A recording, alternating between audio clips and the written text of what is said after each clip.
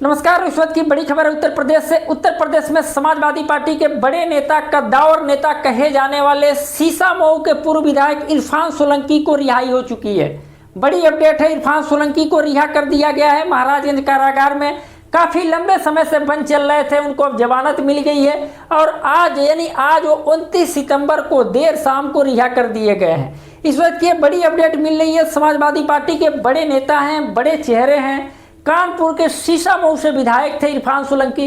हालांकि जब उनके ऊपर आरोप लगा तो उनकी सदस्यता चली गई थी, वो जेल में चले गए।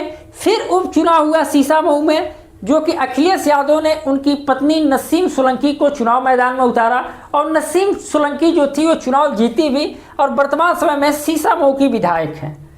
ऐसे में माना जा रहा है कि समाजवादी पार्टी के लिए जो सितंबर का जो महीना है काफ़ी अच्छा साबित होता हुआ नजर आ रहा है, क्योंकि समाजवादी पार्टी के एक से बड़े एक नेता, जो बड़े बड़े जो चेहरे हैं, वो इस महीने में जेल से बाहर आते हुए नजर आए। जैसे कि हम आजम खान की बात कर लें, अब्बास अंसारी की बात कर लें, अब जो इरफान सोलंकी है इनकी बात कर लें, और ये तीनों ऐसे नेता हैं समाजवादी पार्टी के कि जिनका वर्चस्व इनके विधानसभा क्षेत्रों में रहता ही रहता है।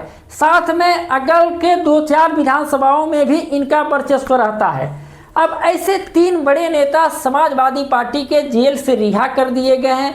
फाइनली अब ये लोग अपने घर आ चुके हैं और आज देर शाम इरफान सोलंकी को भी रिहा कर दिया गया। हालांकि इरफान सोलंकी महाराजगंज कारागार में बंद थे काफ़ी लंबे समय से। जो उनकी जो पत्नी थी नसीम सोलंकी, सुबह से उनका इंतजार कर रही थी। जो कारागार का गेट है, गेट के बाहर खड़ी थी। हालांकि कानपुर से तमाम कार्यकर्ता भी आए थे, जो सपा के जो नेता थे, जो उनके परिजन थे, उनके हित मित्र दोस्त जो भी लोग थे, सारे लोग वहाँ पे काफ़ी तादाद में कारागार के बाहर थे लोग।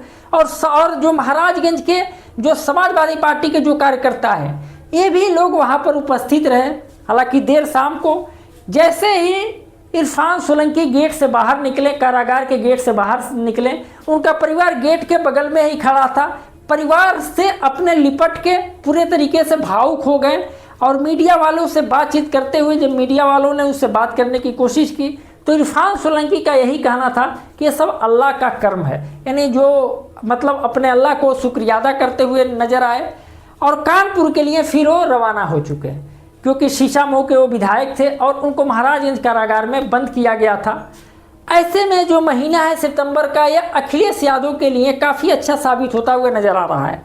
हालांकि जो अटकलें जो लगाई जा रही थी आजम खान को लेकर कि आजम खान जैसे जेल से रिहा हुए, उसके बाद जो अटकलें लगाई जा रही थी कि आजम खान अब समाजवादी पार्टी में नहीं जाएंगे, बीएसपी में जाने वाले हैं, तमाम इसकी चर्चाएं चल रही थी। लेकिन आजम खान ने इस चीज़ को एकदम साफ कर दिया कि आजम खान कहीं नहीं जाने वाले हैं और समाजवादी पार्टी में रहेंगे, अखिलेश यादव के साथ खड़े हैं। आजम खान ने इस बात को खुद वो बताया कि हम समाजवादी पार्टी के साथ खड़े हैं और आने वाले चुनाव में, यानी आने वाले विधानसभा चुनाव में समाजवादी पार्टी की सरकार बनाने में मदद करेंगे, ऐसा आजम खान का कहना था। हालांकि विधानसभा का चुनाव 2027 में होना है, लेकिन चुनाव की तैयारियां अभी से सारी राजनीतिक पार्टियां अपनी अपनी तैयारियां शुरू कर दी हैं और दल बदल का जो कार्यकाल है, जो कार्यक्रम है, वह जारी हो चुका है। और ज़्यादातर सपा और बसपा के बीच में ये चीज़ देखा जा रहा है। किसी दिन खबर आ रही है कि बसपा के नेता सपा में शामिल, तो किसी दिन एक खबर आ रही है कि सपा के नेता बसपा में शामिल। यानी सपा और बसपा में दोनों में उथल पुथल का जो काम है वो शुरू हो चुका है। जिन नेताओं को लग रहा है कि इस बार हमको यहाँ से टिकट नहीं मिलेगा, यानी जो पार्टी है जिसमें हम हैं वो पार्टी टिकट नहीं देगी, तो फिर दूसरे पार्टी में वो अपनी सुराख लगाने की कोशिश कर रहे हैं। जैसे कि अभी कल का जो खबर आया, सपा का बड़ा नेता बसपा में शामिल हो गया। उसके पहले भी जो खबर था, बसपा के बड़े नेता सपा में शामिल। ऐसे डेली ना कोई नेता, अब सपा बसपा का दौर शुरू हो गया है। हालांकि उत्तर प्रदेश में भारतीय जनता पार्टी पूरी तरीके से मजबूत है अभी, क्योंकि अभी वर्तमान समय में सरकार है, 2017 से सरकार है लगातार, और इस बार भी हमें लग रहा है कि भारतीय जनता पार्टी पूरी तरीके से सक्रियता के साथ चुनाव लड़ेगी। हालांकि उनके जो घटक दल हैं भारतीय जनता पार्टी के, जैसे संजय निषाद करके हैं, निषाद पार्टी के जो राष्ट्रीय अध्यक्ष हैं, वो कुछ नाराज चल रहे हैं भारतीय जनता पार्टी से। बीच में जो खबर था ओम प्रकाश राजभर को लेकर, हालांकि बीच में उनको पार्टी से हटा दिया गया था, लेकिन जब लोकसभा वाला जब चुनाव आया तो वो बीजेपी के साथ फिर गठबंधन कर लिए। लेकिन इसके पहले जब विधानसभा का चुनाव हुआ था तो वो उस समय समाजवादी पार्टी के साथ खड़े थे।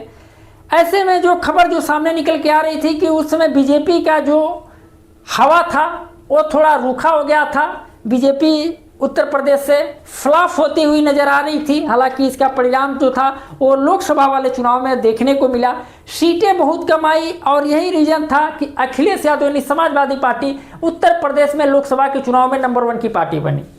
ऐसे में देखना है कि क्या इस बार समाजवादी पार्टी सत्ता में आ सकती है, क्योंकि समाजवादी पार्टी काफ़ी समय से सत्ता से दूर चल रही है, काफ़ी समय से सत्ता से दूर चल रही है।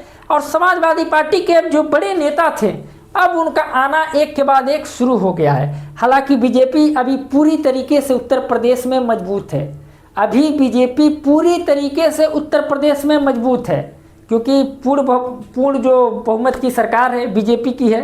पिछली बार भी पूर्ण बहुमत की सरकार थी और अभी भी प्रेजेंट टाइम में बीजेपी पूरी तरीके से सक्रिय है और पूरे बहुमत की सरकार है और पूरी मजबूती के साथ आने वाले विधानसभा में भी चुनाव लड़ेगी। ऐसे में देखना है कि क्या अखिलेश यादव इस बार कुछ कर सकते हैं। हालांकि पिछले वाले विधानसभा चुनाव में जो अखिलेश यादव का जो फार्मूला था MOI का, वो पूरी तरीके से फ्लॉप गया था। हालांकि लोकसभा वाले चुनाव में उनका जो PDA का जो फार्मूला था वो कुछ हद तक कामयाब हुआ और उसका फ़ायदा भी देखने को मिला। PDA का जो फार्मूला था अखिलेश यादव का, वो लोकसभा वाले चुनाव में कुछ हद तक वो सही साबित हुआ और उसी की देन थी कि समाजवादी पार्टी की सीटें जो थी वो बीजेपी से अधिक आई और समाजवादी पार्टी लोकसभा वाले चुनाव में उत्तर प्रदेश में नंबर 1 की पार्टी बनी। अब देखना है कि क्या समाजवादी पार्टी आने वाले चुनाव में सरकार बना सकती है और भी घटक दल को अपने साथ इकट्ठा कर सकती है। इस पे आप लोग की क्या राय है, आप लोग अपनी प्रतिक्रिया जरूर कमेंट में बताइएगा।